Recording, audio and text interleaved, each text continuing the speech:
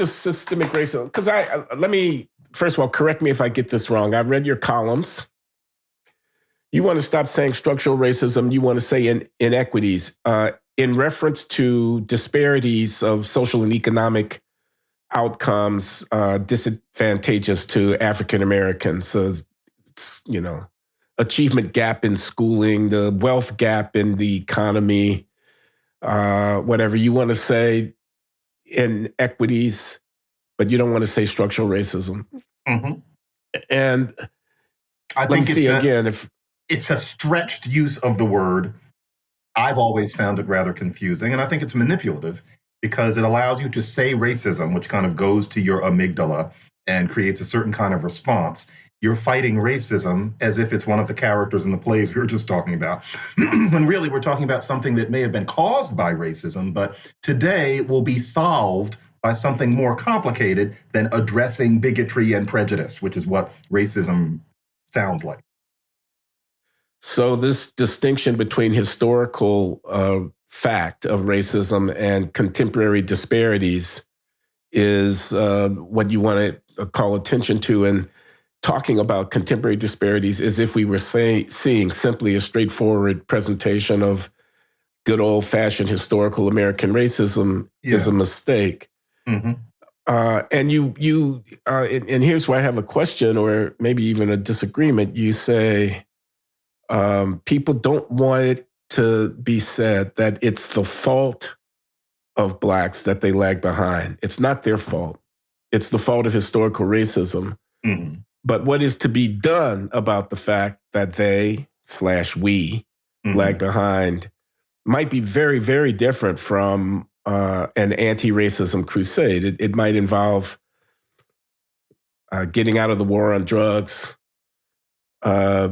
teaching reading to Black kids using phonics, or vocational education for, you had your list of things. Mm-hmm. And I chafed a little bit at the claim that, because Omar makes you sad, Omar makes me mad. I want to make Omar responsible for what happens in his life. Oh, okay. Yeah. If Omar is running around hurting people, abandoning his responsibilities, not taking care of his children, not putting his nose to the grindstone, it is his fault. Mm. It's not his fault that he was dealt the hand by history that he was dealt, but it is his fault that he doesn't play it to good effect. Mm. I fear that in conceding with inequities, the word inequity, I have a disparity. It is ipso facto morally problematic. To me, that's a concession. It says, wherever I see the disparity, there's nothing that anyone could have done about it. They have no responsibility for how they've handled it. And I don't want to take the weight entirely off of the individual who finds himself in a difficult circumstance. I want to somehow, enforce an expectation about dignified behavior and effective living and so on. And that's why disparity is one thing, inequity is another. Inequity does suggest that wherever I see the disparity, it is somehow a consequence of historical forces. And that just takes the weight off of the individual in a way that causes me concern. I fully get it. I basically agree with you.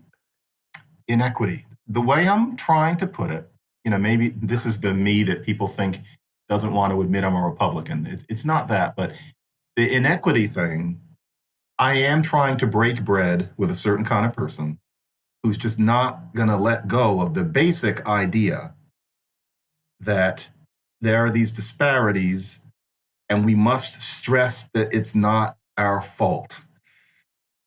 You don't want to push people too hard. That sounds condescending, and it is. Sorry. But you can't push people too hard. But the further truth, your codicil is correct. It's not our fault. It isn't. However, it is our responsibility, unfortunately, to solve a lot of the problems. And this gets into what I consider Amy Wax, who, I have my disagreements with lately, but her best formulation is that if somebody runs you over with a truck, unfortunately, only you can teach yourself how to walk again. That is a perfect analogy. And yes, there is that responsibility. Now, I tend in my lists to focus on things that the government can do, matters of policy, rather than saying, Omar, pull up your pants and stop breaking windows. Yes, that is true. And part of the reason is, yes, there's that certain kind of person who, the minute you say anything like that to Omar, stops listening to anything you say. And I've learned that if you don't push that kind of person so hard, every second one of them actually can listen. So it's partly politics. And then it's also that there's a certain kind of person who will just say, that's just respectability politics. I'm not sure we can change Omar's behavior. That's the problem. I mean, not sure we can change what? I'm sorry. Omar's behavior. Tell Omar you have to do it yourself. And unfortunately, he's going to give you the same look as those people Jamie just talked about in the theater, that kind of arms crossed sneer. The idea being that, because the cops don't like Black people because of redlining and Jim Crow and slavery, that Black responsibility is not a viable topic. It has to all come from the outside. So yeah, I hear you though. I hear you. It's not our fault doesn't mean that we don't have responsibility for changing things.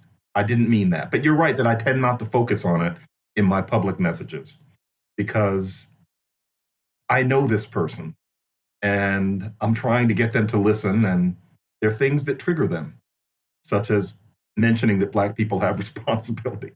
Yeah, I admit it. Yeah. Well, I hear you. This conference that they had for me earlier this year at Brown, honoring my career, et cetera, which you attended, bless you. Do you remember the remarks that Ron Ferguson made?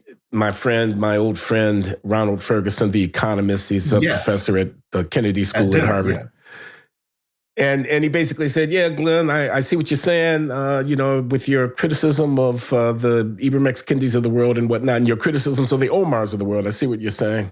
I don't like structural racism as a category either, but are you moving the needle? This is Ron to me. Are you changing anybody's mind, or are you just basically, shouting into the ether, wailing against your fate, when the people whom you would have react differently can't hear you, can't hear a word that you're saying? And this strategic question of whether or not you temper the sharp edges of your criticism in order to allow it to be more palatable and not to be rejected out of hand and so on. So that's something for me to think about.